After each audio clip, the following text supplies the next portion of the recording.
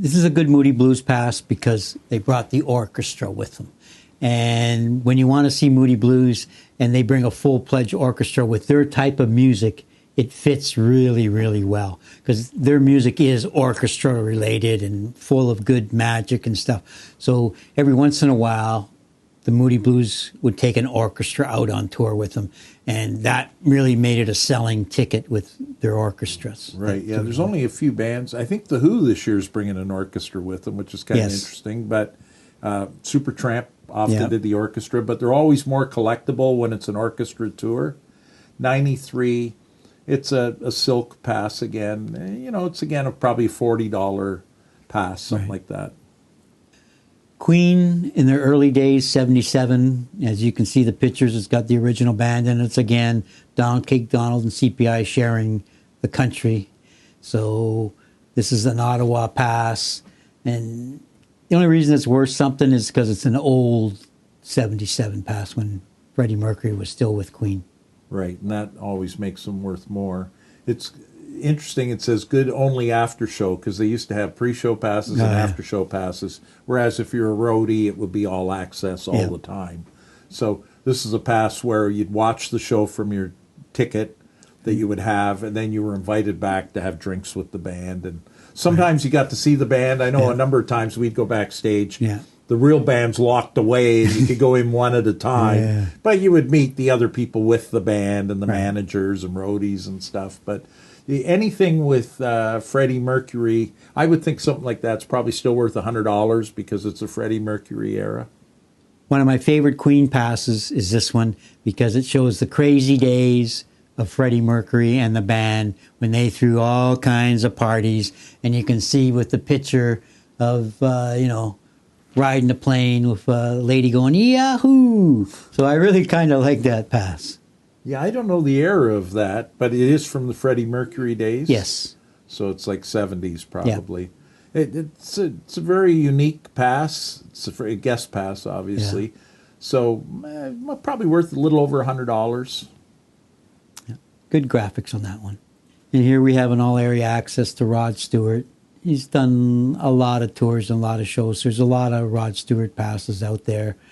He's a big artist, but more his merchandise sells more than his passes because the women love Rod Stewart. In fact, that's the reason you go to a show is to take your date out to Rod Stewart, and everyone dresses up for Rod Stewart, and he does all the classic songs. I would say looking at that picture, it's probably late 80s to early 90s, and particularly with the clothing he's wearing, it looks like it's that era. It's interesting, it's got Miller Genuine Draft on here, which some of the bands started bringing the sponsors in, and we were probably at the show with Neil Young, where he didn't agree with any of this, and the shirt says "Sponsored by Nobody." I bought the shirt. I think you had one. It just this whole shirt was everyone else had by nobody. Budweiser or something on the back. His was sponsored by nobody, but it's a laminate again. Rod Stewart, as you said, he tours every year. He was here again this year, and of course he's Sir Rod Stewart now that he's been knighted, but.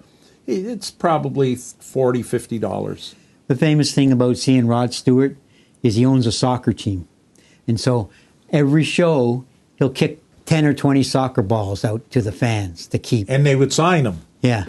But the thing is, he doesn't do it anymore. He's too old. He hands them. I've been there, and he hands them. And the trick, if you want to get a soccer ball from one of his shows, find out his home club in Scotland. I forget what club he owns, and wear that jersey, and he will come out and hand you the ball because he's so proud of. This is my team. The guy's never heard of the team before. He's only wearing it so he gets a soccer ball. But I was at the Molson or Bud Stage now instead of the Molson Amphitheater, and he came out and he handed. And I looked at the people; they're all wearing this soccer shirt. So unless they were plants, thinking, you never know. They were either plants or smart. I don't know which. This is Roger Waters after he broke up with Pink Floyd in the flesh, and he did a couple good tours for himself. This was one of his ones, and there's another one called Radio One, which I think I have the next pass. If you Radio Chaos? Radio Chaos was one of Roger Waters' best tours because that album, Radio Chaos, was really, really well put together, sent a lot of good messages, and in the show, he had a famous LA DJ, radio DJ, talk between his sets about what's going on in the world, riots and wars or other problems, and then Rogers would get into another song. And then when he ended, the radio DJ would come on and tell you another neat story about what's going on in the world, and then Roger Waters would sing a song related to that. And it was a huge selling tour. His album was huge too, you know. And I saw this one in Hamilton. Yeah, he's very political. And Yes. he's become more so now, where he's Right. actually alienated some of the fans. Particularly, he's very anti-U.S. Yes. Huge. And when Trump was in, Yeah. I saw some of the tours, and he had people all around the dinner table Well, even wearing his pig latest faces, tour. like in a banquet where they're Yeah. jamming food in their face, and that was supposed to be Trump and his henchmen. And in Canada, it goes off okay, but in the States, it wasn't playing quite as well. And but his stuff is still collectible. He's Pink Floyd, and Yeah. that's a nice looking silk pass. Again, probably $50-$60 for that. Yep. Another radio, but a different style, all areas. It's a different style, and it has an all-area pass. All-area passes are always worth more. Right, because that gets you on stage, gets you anywhere. Yeah, it means you're tight with the band when you're getting those type of passes. Again, it probably would have had a code in there if it was used. This one Yeah. wasn't used. Right. Rolling Stones passes. Rolling Stones passes of all kinds are always in demand because they're still the biggest touring band in the world, sell the most tickets, do the most stadium tours. So their passes are always in demand because they still have a huge fan base. I don't know what that one's worth, but it's just an after show. The rumor pass. is they're coming next year to North America again, and this time going to play Toronto. But they always had a different, there was Lounge, Voodoo Lounge. And Babylon tour. Bridges to Babylon. This one's Urban Jungle. And they always had different sort of figures related. But somewhere in there, you almost always see the tongue. Yeah. Because that's their real key logo from Right. everything else. But they'd have a separate logo for each show. And there's a lot of Stones fans, but there's a lot of passes out there. So, Yeah. again, it's probably a $50 pass because they tour, and when they have their backstage, and you've been doing Yeah. with me, it's like 500 people. It's Yeah, not yeah, 50 people Yeah, at that's every cool. show. And the funny part is now these bands are all getting so old, and we're not many years away from there's no more classic rock of the original guys. Right. I mean, we're getting that Yeah. close now, right? I mean, these guys will be 80 when they come out next year. In fact, Nebworth, they said it's the first time that ever two 80-year-olds Yeah. headline, McCartney and Jagger or whatever. At Nebworth. Who would have ever thought Nebworth, Yeah. Nebworth, that you would have people that age? But there's still a following for the Stones. Young kids like them. Let's But they flip to a few more They while did we're tour talking. a lot. That's the Bridges to Babylon tour, which was big stage tour So on that. about the time this came out, maybe 20 years ago, they used to always have, and everyone else does, is the party after the show. But the Stones are so old, their backstage is pre-show Yeah. because they only play every 4 nights. Right. They all leave in separate cars with their own doctors, their own physiotherapists. Like, keeping these guys alive is a full-time job. I mean, they're out there all the time. And I saw them in Switzerland. And the crowd's still cheering, encore, encore. I saw the limos. They're already gone. They'd left. They were within 2 minutes of the show ending, boom, they're back and they're hooked up to whatever machines they have to be hooked up to keep them going. And so if you get a backstage pass the Stones, you have to go 2 hours before the show to go. There is no... Right. They're in bed. They're Yeah. all in their hotel sleeping. So that's the difference between 20-year-old rock and rollers and 80-year-old rock and rollers. All right. So Rush is our favorite band From Toronto. from Toronto, and I've had good connections with the road management and the band itself. So I have a lot of different Rush passes, and this is one of their after show passes, and we can click to a few more Rush passes. What do you think that one's worth? The funky $50. design. Yeah, okay. Of course, here you see the Maple Leaf standard pass that CPI does, and with the pictures And of they the band. played on New Year's Eve, which would have been a great party in there, Yeah. December 31. Rush actually did a couple of New Year Eve. And they always played multiple dates in Toronto. Yeah. And one night when you went backstage would be all their families and everything, right? Yeah. Like whatever night it was, first night, last night, because they play 3 dates usually. Yeah. And then all the partiers would be there And the the other next day, days yeah. when they're mothers and fathers. But they have a big following in Toronto. They're even bigger in places like Texas. They Yes. go crazy for Very Rush. huge in but Texas. they're a very popular band, and as a result, they're collectibles. And then when Neil Peart passed, it gave another little pop, right? Right. Because all of a sudden there's no more Rush stuff. That was Right. just after Rush 40, Yeah. the 40th anniversary. Right. Now, they did play at the Foo Fighters Memorial Concert Leifson and Geddy Lee, Yeah. but who's to say if they'll go out and tour? They've always said no, but you always think that there might be a way, enough money that might bring them out again. Yeah, and they like playing in Wembley Stadium with that show, so it might spark them Yeah, again. exactly. So let's flip a few more, because I actually have a lot of Rush tours. So this is another good graphic Rush tour, Total Access, which makes it a more 85, valuable 86. pass. Yeah, and they were really hot during that 85, 86 It was tour huge. on those ends. But that's probably, again, $50 for that pass. Yeah. Now, Santana always made good posters, good T-shirts, and good passes. For whoever was managing Santana, he made sure he had a lot of graphics in their posters and T-shirts, and as you can see in their passes, which this is a really good pass explaining Santana's roots to the Caribbean music. So we saw the silk pass. That's probably worth, this is a laminate. The silk's probably worth $75 to $90. This one probably more like $50 because it's a laminate. Yeah. But it's got a good image of Carlos Santana on it. The other one has just the nice graphics that you said.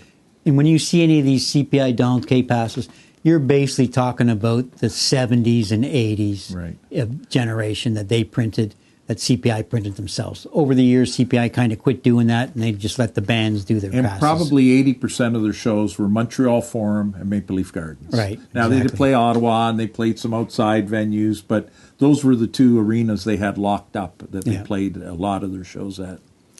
This Simon and Garfunkel pass was the last time Simon and Garfunkel toured. And I can't remember what year that was. 2003. Oh, 2003. So it was a big tour. It was the last real reunion of Simon and Garfunkel. And to have an all-access pass for Simon and Garfunkel tour is valuable because they didn't really tour that many times over the years. No. Because they Yeah. had fights. Was this at CNE? Yes. Yeah, okay, so I went to that show as well. And the interesting part was, so it was general admission on the floor. And now, if you had a pass, you could get backstage. But the show I was at, CNE, was general admission. And the people were so spread out and so relaxed. It's like you could walk right up to the front of the stage. Normally, you can't move to Yeah. get to the front of the stage. But everyone, oh, yeah, here you go. Move up closer. It was a really laid-back crowd. And just listen to their essentially folk music type of thing. But Yeah. that's, again, $60 for a pass like that. And what really made Simon Garfunkel famous was the Mrs. Robinson movie. Sounds of Silence. Sounds of Silence. That really got them going. And then they did their big concert with 500,000 people at New York. Oh, it's Central Park. Central Park, exactly. All right. Steely Dan is a rare touring band. They never liked touring. One of the members didn't like touring because he would get stage fright, believe it or not. You think this, you're Steely Dan, you got great music, and yet he still had stage fright and never did many tours. And then later, I guess he got over it and picked up touring again. Yeah, they toured a lot in the later years, but it was Fagan, and I forget the name of the other gentleman, but yeah. one passed. But the interesting thing about, and one just passed maybe 2 years ago, Yeah. and we had tickets for the tour for a number of cities, and one of the main guys, one of these two, wasn't Fagan, I think it was the other guy, I'm not sure. Anyways, he passed. They played 2 nights later. Like, how do you lose your main guy and you play 2 nights later? Right. Now, of course, ZZ Top had that happen. Yeah, they did the same thing. So their other guitar tech. They get the guitar tech. They get the drum tech. He knows everything. Right. They don't miss a beat. They don't refund any tickets. But you'd think maybe you go to the funeral or something. But I don't know. They played 2 nights later, so who knows what went on there. No shows canceled for them. I know. Next one. That's probably, again, $50. Steve Miller Band, famous with the horse logo and the horse wings. And most T-shirts from Steve Miller or their passes or programs, that's their famous logo. So it's good to have that type of pass because, you wouldn't even have to see the Steve Miller Band. Once you see the horse, it's Steve Miller. It says box set. I guess that was the name of the tour for that tour. Yeah, 94 tour. And he still tours a lot of the amphitheaters and things like that. I would say that's obviously a silk pass, probably worth $50. So this is an all-area pass. We had to make it special with names and ID because Apple Computer, they invited too many guests. All the big wigs wanted to come, all the telecom people from San Francisco and L.A. and the movie stars. So when we were at this show and I was working with Mike Brown staging, during the dress rehearsals and the shows, we were swamped with families on stage. Oh, Steve Jobs invited me. Mozzie invited me. I'm the tech guy from Al. So we decided we can't run 3 days of shows like this. So we're going to make all area pass, stage crew only. And if you had one of these VIP or all area passes from Wozniak and that, it excluded the stage because it was too many high-tech VIP guys with their nose up the air thinking, I can stand on the stage, and I can bring my family on the stage. So the only way to eliminate that was we said, it's all areas except the stage. So that's why we had to do these special passes. And you can see just lightly, it's faded slightly over time, but the signature of the person who issued it to you, in case they have to check, make sure nobody's knocking them off, because that is a show that would have been knocked off. It was such a big show. Yeah, it was big. 350,000 people. We used to call them blinkers, right? And there was phony tickets made, especially for general admission shows, because every ticket's the same, essentially, right? Like, it's not like you have to do a seat where I'm sitting in this seat, so you can't produce another one of that seat. But when it's general admission, those CNE shows, they estimated that one Who show had like 105,000 people, supposed to be 70,000. Yes, I remember that. Breakfast in Canada, Supertramp. So there was a lot of blinkers made, and then they got better, and they started making blinkers on the passes as well. But they obviously, this would have a name, the affiliation, and a signature of one of the guys to authenticate it as being one of the real passes. Yeah, made it tighter to get into the show. Just a general Van Halen pass. Some of his other passes were better, but this was a 95 tour. Van Halen just was a great summer music band. They had an interesting way of sneaking Budweiser on there, right? Oh, they took a picture sponsor of a marquee, and they have Budweiser above it. But, it's... that would have been without David Lee Roth then? Or is 95, probably. I don't know. He was in and out, so who's to say? But, it's a $40, $50 pass. It's an interesting pass, but it is a laminate. It's not a silk pass. Right. It's a good Van Halen pass here because of the Three Monkeys. Well, 3 is because David Lee Roth's not there, so that's the other 3 guys, I guess. So it's just the main 3 doing the 98 tour. And having fun. It's a nice silk pass. It'd be worth, $40, $50. And Van Halen always had good backstage after shows because he liked giving the girl passes out. Okay. This was one of the best passes to have for the Who because it was supposedly their last show at Maple Leaf Gardens. Last show ever they were going to play. That's true. They were going to retire. Totally retire because they thought once you get into your 35 or 40, you don't play rock and roll anymore. So they announced that they're going to end their tour at Maple Leaf Gardens because Toronto was their favorite city, their favorite place to play. They had tons of friends there all the time. So they agreed that they would do their last show at Maple Leaf Gardens. With a worldwide satellite audience. The first time like a worldwide satellite broadcasting audience. And that's in beautiful condition. That's a really nice pass. That's $100 anyways. So this was at the CNE in '89. It was one of those big stadium shows at the CNE. I think it was in September or October that they played. My friend was doing the security, so they gave me a security pass to see the show. Was that the one with Hart and that show? Or? Yeah, at the CNE in October, I think it was. Yeah. It was one of the latest shows at the CNE. This is how they show who issued it. It's not local promotion people, not the house. This was issued by the promoter. It's a promoter's pass, so they would stroke off the other 2. And then I guess that's probably promoter signing it. Yeah, that's Danny signing the pass from Peer Security because separate from the promoter giving you the pass, they want to know who in the promoter team could give you. And he was the head guy for security, so. Yeah, so it's marked up, but it's legitimately marked up. So it's, $40, $50. This is the other show. CPI produced these at the site, separate from the band. The last pass you saw was from the Who show. But this was Maple Leaf Gardens, December 16th. Again, my friends gave me a security pass. But it said, final concert. Yeah. Who was never going to play again. So I'm going, I'll gladly have a pass for the final concert. And we kind of believed it back then. Yeah, they did. And after the show, I went to the party that the Who had at Yorkville, and it was a great party, and the band was happy. And they were actually trying to figure out what they're going to do after the tour. They were going, I might do this or that, and just joke around and have fun. And it was the original band, and Keith Moon was just great Keith was gone by then, 82. He went in late 70s. Oh, It's yeah. supposed to have been Kenny Jones. Yes, Kenny Jones. Of But that end. I mean, it's funny because this final concert or farewell tour, a lot of bands have taken it on jokingly, like the Yeah. Eagles. Yeah. So they did finally, they knew there wasn't going to be, but they go farewell tour. And then, of course, they come out next year. Farewell tour number 2. They use Roman numerals like the Super Bowl. They got up to about 6 or 7, then they don't do it anymore. But it was farewell tour number 7. And before they started, when they broke up, he said, "We'll never play again until hell freezes over." And then they did a tour pass, "Hell freezes over" Yeah. tour. I know. So it actually became a joke because almost no band has lived up to this last show. Yeah. Even because you always assume now, because of Vegas has taken over so much of the classic rock, because Right. they get the guys in there with lots of money, all want to spend money in the casino. They can pay more for any show. And so Elton John, he's on his farewell tour for the last 3 years. Right. Now COVID caused part of that.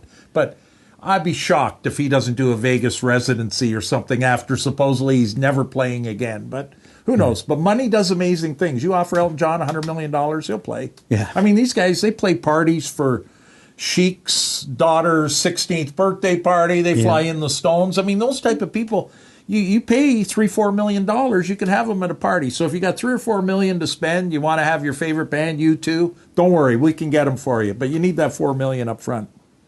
So the last pass was issued by CPI.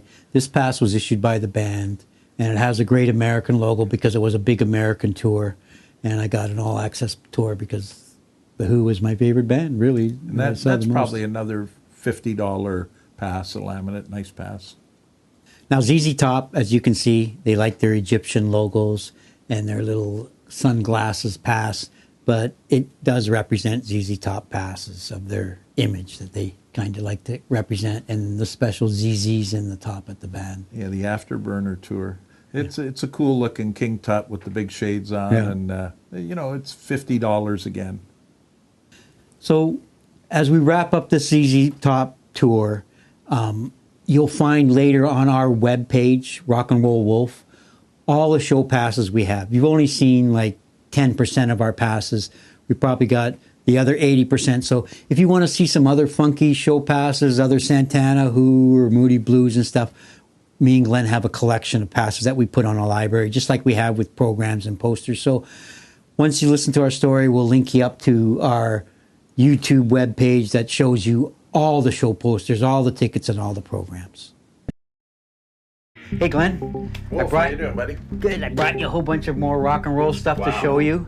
And as I told you before, when you have over 10,000 rock and roll items, this is the place, Glory Day Collectibles, that you bring your stuff to find out what it's worth, whether it's passes, tickets, t-shirts, programs, posters, and other rock and roll memorabilia. Glenn's group, they analyze it. They tell you whether it's a real autograph, a fake autograph, a good poster, a good program, or whether they're copies. If I'll get lucky, I'll find a joint in this pocket. No, nothing. Too bad. It's always good. You never know when you find drugs from one of the roadies.